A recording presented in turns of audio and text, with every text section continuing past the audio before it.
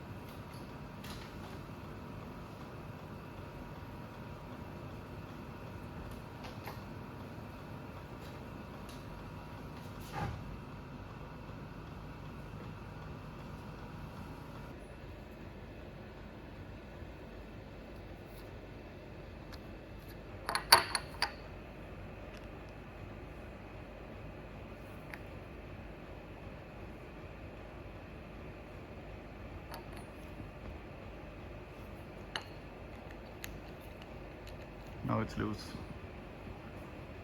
It's too bad, I think.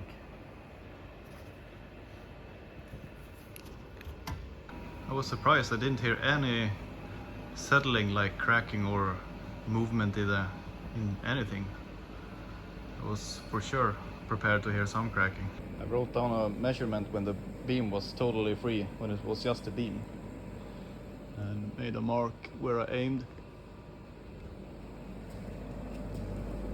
So 29.19, now it's 29.10, so 9 millimeters sag in the middle.